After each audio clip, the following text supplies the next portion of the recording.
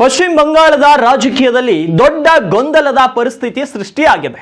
ಇತ್ತೀಚಿನ ವಿಧಾನಸಭಾ ಚುನಾವಣೆಯಲ್ಲಿ ತೃಣಮೂಲ ಕಾಂಗ್ರೆಸ್ ಸೋಲು ಕಂಡ ನಂತರ ಕೂಡ ಮುಖ್ಯಮಂತ್ರಿ ಮಮತಾ ಬ್ಯಾನರ್ಜಿ ತಮ್ಮ ಸ್ಥಾನಕ್ಕೆ ರಾಜೀನಾಮೆ ನೀಡಲು ನಿರಾಕರಿಸಿದ್ದಾರೆ. ಸಾಮಾನ್ಯವಾಗಿ ಚುನಾವಣೆಯಲ್ಲಿ ಸೋತ ನಂತರ ಮುಖ್ಯಮಂತ್ರಿಗಳು ರಾಜೀನಾಮೆ ನೀಡಿ ಹೊಸ ಸರ್ಕಾರ ಬರುವವರೆಗೂ ಉಸ್ತುವಾರಿ ಮುಖ್ಯಮಂತ್ರಿಯಾಗಿ ಕೆಲಸ ಮಾಡೋದು ಪ್ರಜಾಪ್ರಭುತ್ವದ ಪದ್ಧತಿ. ಆದರೆ ಮಮತಾ ಬ್ಯಾನರ್ಜಿ ಇದು ಜನಾದೇಶವಲ್ಲ, ಇದು ನನ್ನ ವಿರುದ್ಧ ನಡೆದ ಪಿತ್ತೂರಿ ಅಂತ ಹೇಳಿ ತಮ್ಮ ಸ್ಥಾನದಿಂದ ಹಿಂದೆ ಸರಿಯುವುದಿಲ್ಲವೆಂದು ಘೋಷಿಸಿದ್ದಾರೆ.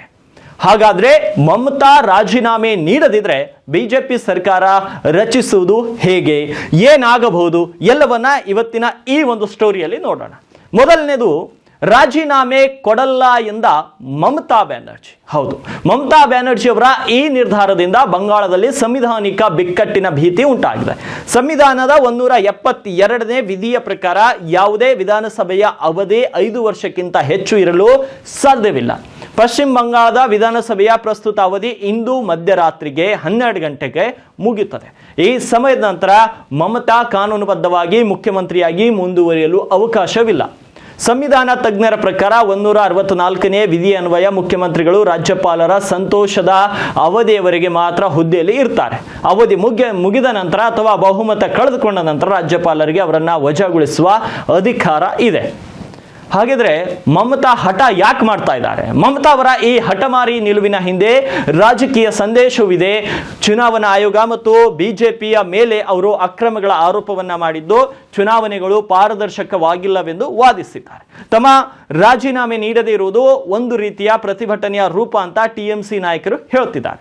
ನಾನು ಹೋರಾಟಕ್ಕೆ ಸಿದ್ಧ ಎಂಬ ಸಂದೇಶವನ್ನ ಮಮತಾ ತಮ್ಮ ಬೆಂಬಲಿಗರಿಗೆ ಮತ್ತು ದೇಶದ ರಾಜಕೀಯ ವಲಯಕ್ಕೆ ಕಳಿಸಲು ಪ್ರಯತ್ನಿಸುತ್ತಿದ್ದಾರೆ. ಆದರೆ ಆಡಳಿತಾತ್ಮಕವಾಗಿ ಇದು ದೊಡ್ಡ ತೊಂದರೆ.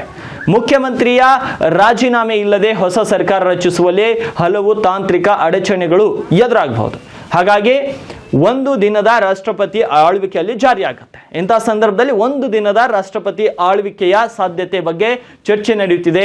ಕಾನೂನು ತಜ್ಞರ ಪ್ರಕಾರ ಮುಖ್ಯಮಂತ್ರಿಯಾಗಿ ಮುಂದುವರಿಯಲು ಅಥವಾ ಹಂಗಾಮಿ ಮುಖ್ಯಮಂತ್ರಿಯಾಗಲು ಮೊದಲು ಅವರು ರಾಜೀನಾಮೆ ಸಲ್ಲಿಸಬೇಕು. ರಾಜೀನಾಮೆ ಸ್ವೀಕರಿಸದೇ ಇದ್ರೆ ಅವರನ್ನ ಹಂಗಾಮಿ ಮುಖ್ಯಮಂತ್ರಿಯಾಗಿ ನೇಮಿಸುವ ಅವಕಾಶವಿಲ್ಲ. ಹಿರಿಯ ವಕೀಲ ಹರೀಶ್ ಸಾಳ್ವೆ ಅವರ ಅಭಿಪ್ರಾಯದಂತೆ ಇಂದು ರಾತ್ರಿ ಒಳಗೆ ಮಮತಾ ಅವರು ರಾಜೀನಾಮೆ ಸ್ವೀಕರಿಸದಿದ್ರೆ ರಾಜ್ಯಪಾಲರು ಬಂಗಾಳದಲ್ಲಿ ಅಲ್ಪಾವಧಿಗೆ ರಾಷ್ಟ್ರಪತಿ ಆಳ್ವಿಕೆ ಹೇರಲು ಶಿಫಾರಸು ಮಾಡಬಹುದು. ಇದು ಸುಮಾರು 24 ಗಂಟೆಗಳಷ್ಟೇ ಇರಬಹುದು. ಕಾರಣ ಬಿಜೆಪಿ ತನ್ನ ಸರ್ಕಾರದ ಪ್ರಮಾಣ ವಚನವನ್ನ ಮೇ 9ರಂದು ನಡೆಸಲು ತೀರ್ಮಾನಿಸಿದೆ.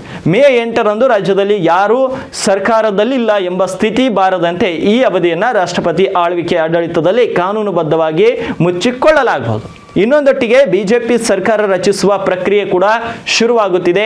ರಾಜ್ಯದ ಮುಖ್ಯ ಚುನಾವಣಾ ಅಧಿಕಾರಿಯಾಗಿ ಹೊಸದಾಗಿ ಆಯ್ಕೆಯಾದ ಶಾಸಕರ ಪಟ್ಟಿಯನ್ನು ರಾಜ್ಯಪಾಲರು ನೀಡಿದ್ದಾರೆ. ಬಿಜೆಪಿ 207 ಸ್ಥಾನಗಳನ್ನು ಗೆದ್ದು ಬಹುಮತ ಪಡೆದಿದೆ. ಸಂವಿಧಾನ ನಿಯಮದಂತೆ ಬಹುಮತದ ಪಕ್ಷದ ನಾಯಕನನ್ನ ರಾಜ್ಯಪಾಲರು ಸರ್ಕಾರ ರಚಿಸಲು ಆಹ್ವಾನಿಸುತ್ತಾರೆ. ಹಳೆಯ ಸರ್ಕಾರ ರಾಜೀನಾಮೆ ನೀಡದಿದ್ರೆ ರಾಜ್ಯಪಾಲರು ಅದನ್ನು ವಜಾಗೊಳಿಸಬಹುದು. ನಂತರ ಬಿಜೆಪಿ ನಾಯಕ ಮತ್ತು ಸಚಿವ ಸಂಪುಟ ಶನಿವಾರ ಬೆಳಗ್ಗೆ ಪ್ರಮಾಣ ವಚನ ಸ್ವೀಕರಿಸಲಿದ್ದಾರೆ. ಆ ಕ್ಷಣದಿಂದ ಹಳೆಯ ಸರ್ಕಾರದ ಕಾನೂನುಬದ್ಧ ಅಸ್ತಿತ್ವ ಅಂತ್ಯಗೊಳ್ಳುತ್ತದೆ.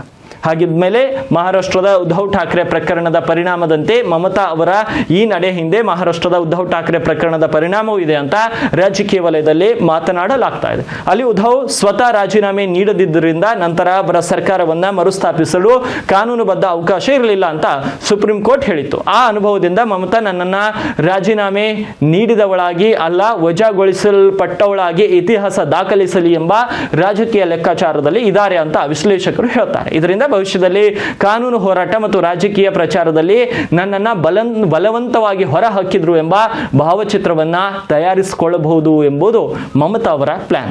ಆದರೆ ಆ ಪ್ಲಾನ್ ನಿಜಕ್ಕೂ ವರ್ಕೌಟ್ ಆಗುತ್ತಾ ಕಾದ್ ನೋಡ್ಬೇಕು. ಇವತ್ತು ಈ ಎಲ್ಲ ಅನುಮಾನಗಳಿಗೆ ತೆರೆ ಬೀಳಲಿದೆ. ಇದೇ ರೀತಿಯ ಡಿಜಿಟಲ್ ಕಂಟೆಂಟ್ಗಳಿಗಾಗಿ ನಮ್ಮ ಚಾನಲ್ಗೆ ಸಬ್ಸ್ಕ್ರೈಬ್ ಮಾಡ್ಕೊಳ್ಳೋದನ್ನ ಮರಿಬೇಡಿ.